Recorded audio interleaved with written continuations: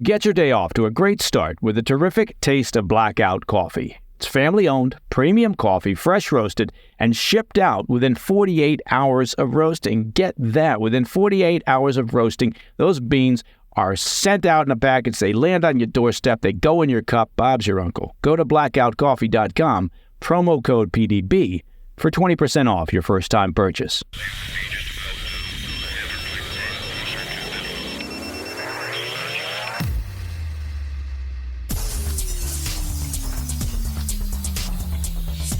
It's Monday, 22 July. Welcome to the President's Daily Brief. I'm Mike Baker, your eyes and ears on the world stage. Let's get briefed. We'll start things off today with the latest U.S. political news, and my, do we have some news. President Biden has officially decided to end his reelection campaign in the face of growing pressure to bow out, choosing instead to endorse his Vice President, Kamala Harris. You might remember her. Now, the speed with which this happened is rather astounding. It seems like it was just last month that Kamala Harris and a close cadre of enablers were still trying to deceive the American public into believing that Joe was sharp as a tack. Remember that line? And more vigorous than fellas half his age. Look how vigorous he is. We'll have the latest details. Later in the show, a major escalation of hostilities in the Middle East. A day after a Houthi drone killed one and injured 10 others in Tel Aviv, Israeli fighter jets bombed targets in Houthi-controlled regions of Yemen. Plus, we'll have the latest on the failed assassination attempt on Donald Trump, including a damning report that the Secret Service had been denying the former president additional security for 2 years. And in today's Back of the Brief, airlines and passengers are still having problems after a global tech outage linked to an update from CrowdStrike cybersecurity software grounded and canceled countless flights globally. We'll have an update on that story. But first, today's PDB Spotlight. Well, it had really become more a question of when rather than a question of if. And President Biden officially announced on Sunday that he's suspending his campaign for re-election, putting an end to weeks of speculation and pressure by powerful Democrats to push him out of the race. Of course, that pressure followed months of those same Democrats blowing smoke up America's backside by telling us that Biden was sharp as a tack and working day and night. Biden first announced his intention in a post to social media platform X, and from now on, frankly, I think that's where everyone should post their resignation letters. Ooh, I'm looking at you, Secret Service Director Kimberly Cheadle. He wrote, quote, "It's been the greatest honor of my life to serve as your president. And while it's been my intention to seek re-election, I believe it is in the best interest of my party and the country for me to stand down and to focus solely on fulfilling my duties as president for the remainder of my term," end quote. Biden added that he'll speak to the nation later this week in more detail about his decision. In a follow-up post, Biden also gave an endorsement to Vice President Kamala Harris. He wrote, quote, "Today, I want to offer my full support and endorsement for Kamala to be the nominee of our party this year," end quote. Now, following his announcement, Republicans began calling on Biden to step down as president. However, White House spokesperson Andrew Bates put that to bed quickly, saying in a statement that Biden plans on finishing out his term and pointing out that Joe is as sharp as a tack. Former President Trump reacted to the news in a message on his Truth Social page. Trump declared, quote, "Crooked Joe Biden was not fit to run for president and is certainly not fit to serve and never was. He only attained the position of president by lies, fake news, and not leaving his basement," end quote. With its nominee bowing out of the race so late in the game, the Democratic Party is faced with an unprecedented scenario. The party will now be forced to coalesce around a new standard-bearer less than 1 month before their national convention, which begins on August 19th in Chicago. Complicating matters is the fact that Democrats were planning a virtual vote to officially nominate their candidate ahead of the convention. And if they proceed with that virtual vote, well, Vice President Harris, who has the endorsement of President Biden in her back pocket, would be the obvious front runner. She's already picked up several endorsements, including from Bill and Hillary Clinton, remember them, and at least 35 House Democrats and 14 Senate Democrats. Of note, former President Barack Obama did not endorse Harris, saying instead that the best candidate will be chosen during the DNC in August. Oh, you mean they might actually practice democracy rather than just anointing someone? However, it's still not a sure thing for the vice president. Recent polls indicate that she is a weaker candidate than several other Democrat politicians. Donors and delegates alike have questioned whether she's the best choice. Also, let's not forget, and here's some PDB straight talk. Harris was a DEI pick for vice president. Biden promised during his campaign that he would select a woman of color for his VP. He didn't say he'd pick the best candidate. So right out of the gate, Harris, well, she's been saddled with that baggage. Now, the upside for her could be that the Democrats may not have the stomach to push her aside. I mean, frankly, the optic, well, wouldn't be good. Despite having Biden's nod, the 3,900 delegates who are committed to voting for him at the convention, well, they're not obligated to support Harris, and there are quite a few Democrats who might be convinced and launch their own bids for the nomination. The most notable names already being floated as potential successors to Biden include Senator Mark Kelly out in Arizona and a slew of governors, including Andy Beshear from Kentucky, Wes Moore from Maryland, Josh Shapiro from Pennsylvania, Gavin Newsom, of course, in California, and Michigan Governor Gretchen Whitmer. Now, interestingly, Michigan Representative Debbie Dingell mentioned just the other day that Whitmer would not be seeking any office outside her governor's role. If Democrats fail to coalesce around a candidate by mid-August, we're likely to see an open convention. That's a scenario the party hasn't experienced since the chaotic 1968 convention when it nominated Hubert Humphrey. Remember that? No? Okay. It's worth noting that the convention also took place in Chicago, where it's taking place this year. And back in 1968, that convention was rocked by anti-war protests. Coming up in August of this year in Chicago, well, the DNC is expecting sizable protests related to the conflict in Gaza. Coming up next, Israel launches a major attack against Houthi rebels in Yemen, marking a major escalation in hostilities in the region. Then, later, growing calls for the resignation of Secret Service Director Kimberly Cheadle, as a new report reveals her agency had been denying additional security to former President Trump for at least 2 years. Now, you may recall when that accusation first surfaced a week ago, shortly after the assassination attempt, well, officials dismissed it outright, saying they had not been denying their requests for additional security. We'll have those stories when we come back. Welcome back to the PDB. In what is arguably the largest escalation of hostilities since the October 7th attacks by Hamas, Israel carried out a major air assault on Houthi-controlled parts of Yemen on Saturday. The retaliatory strike occurred just 1 day after the rebel group launched an Iranian-made drone attack against Tel Aviv, killing 1 civilian and injuring at least 10 others. The operation, which was aptly codenamed Outstretched Arm, targeted the Red Sea port of Hodeidah. According to Israeli officials, the port is being used as a main supply route for the transfer of Iranian weapons, such as the drones used in the attack in Tel Aviv on Friday. According to the Houthi-controlled Ministry of Health, 6 people were killed and 87 wounded in the strike. The Houthi-run government in Yemen's capital of Sana'a stated that these strikes targeted oil storage facilities and a nearby power plant. Video of the attack shows it triggered a raging fire in the port city and massive plumes of black smoke. In a statement, the IDF said, quote, "After 9 months of continuous aerial attacks by the Houthis in Yemen toward Israel, Israeli Air Force fighter jets conducted an extensive operational strike over 1,800 kilometers away against Houthi terrorist military targets." The statement went on to say that the IDF is capable of operating anywhere required and that they'll strike any force that endangers Israelis. In a televised address following the attack, Israeli Prime Minister Netanyahu said, quote, "Anyone who harms us will pay a very heavy price for their aggression."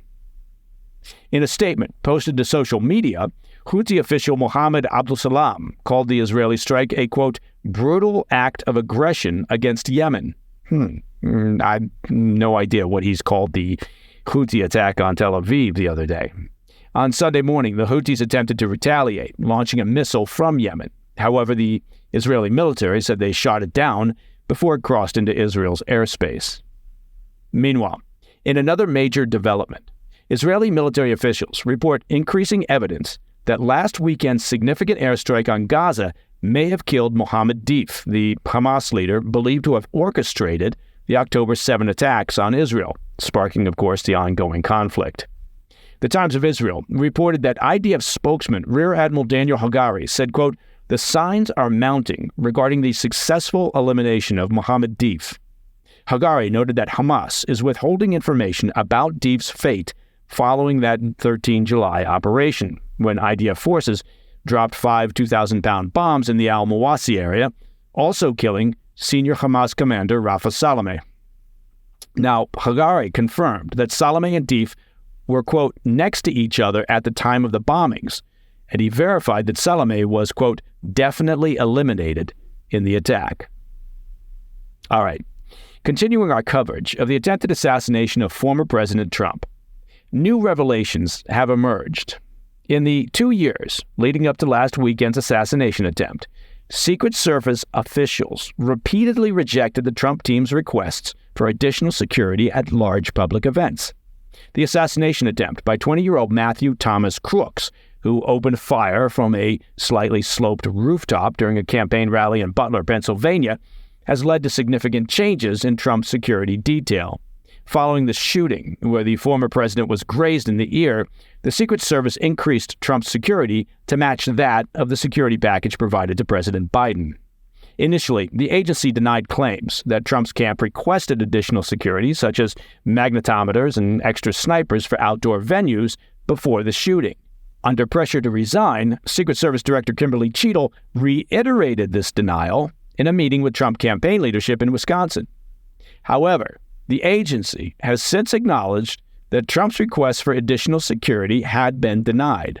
A Secret Service spokesman admitted to the Washington Post that specific specialized units or resources were not provided to Trump and that the agency had relied on state or local partners to fill these gaps. For the Butler rally, local law enforcement had been recruited due to the Secret Service's denial of Trump's request for extra resources. Typically, Trump's personal detail would request resources from the agency's headquarters, which would then approve or deny these requests. If denied, well, then local field offices would work to backfill with available resources, including local law enforcement. Representative Brendan Boyle, the first Democrat to call for Cheadle's resignation, expressed his lack of confidence in her leadership via a statement on X. He emphasized the necessity for Cheadle to, quote, resign immediately to restore trust in the Secret Service, citing, quote, unacceptable operational failures. Yeah, that would be a fair categorization. Despite these calls, a Secret Service spokesperson confirmed Thursday that Cheadle has no plans to resign. Although, now she did say that the buck stops with her, but thus far, she's been working overtime to pass that buck. She did state her commitment to transparency, well, that's nice, and pledged cooperation with the various investigations now being carried out, including the agency's own internal investigation. Cheadle is set to testify before Congress today. That should be interesting. Democratic Representative Jared Moskowitz warned that if Cheadle fails to attend the hearing, she should resign or be dismissed. What? Yeah, she should resign or be dismissed whether she attends the hearing or not. Whatever happened to consequences in Washington, D.C.? House Speaker Mike Johnson has already demanded her resignation and announced a bipartisan task force to investigate the incident. Now, during a briefing, Cheadle admitted to, quote, mistakes and gaps, there's a big admission, in the agency's protective measures. Tensions escalated during the Republican National Convention in Milwaukee, where GOP lawmakers confronted Cheadle about the security lapses. Lawmakers are particularly concerned about why enhanced security measures were not implemented despite intelligence on an Iranian plot to assassinate Trump. And that's a topic previously reported on the PDB. All right. Coming up in the back of the brief, an update on the global tech outage that caused mayhem across multiple sectors last week. I'll be right back.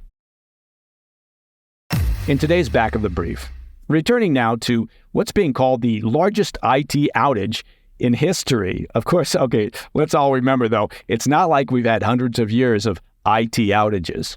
Operations are slowly being restored across multiple sectors, but The ripple effects, well, they continue to cause chaos. As an example, thousands of airline passengers remain stranded, and essential services are still disrupted. As we previously reported on the PDB, the outage was initially feared to be a global cyber attack, but the culprit, well, was nothing nefarious, as it turns out. It was a single faulty software update from the global cybersecurity firm CrowdStrike that apparently triggered the breakdown across systems using Microsoft Windows services. Experts indicated that while a fix has been deployed, the process of restoring all systems will be lengthy and complex. A significant area of difficulty is flight operations, with FlightAware reporting over 1,600 flight cancellations and more than 2,400 delays in the U.S. alone as of Sunday. Friday and Saturday saw higher numbers, with more than 3,000 cancellations and over 11,000 delays. Major airlines are working to restore services, with United Airlines and Delta reporting partial recoveries. Now, despite these efforts, Delta still faced over 500 cancellations on Sunday and expects more as the week progresses. International airlines like Jetstar Japan, Hong Kong Express, and Cebu Pacific have begun gradually restoring their operations.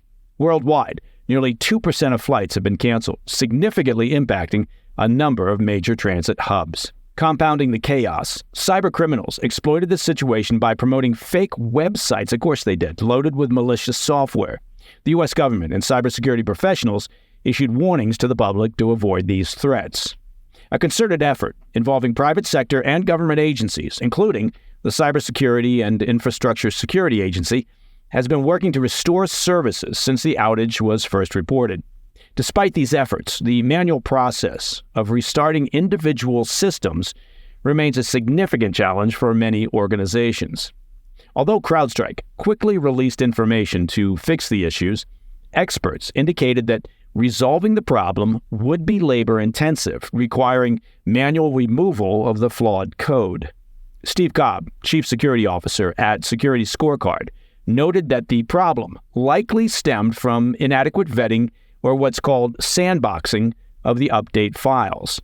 Sandboxing refers to the process of isolating the file in a controlled and secure environment to test it before deploying it to the main system. Well, that sounds like a good idea.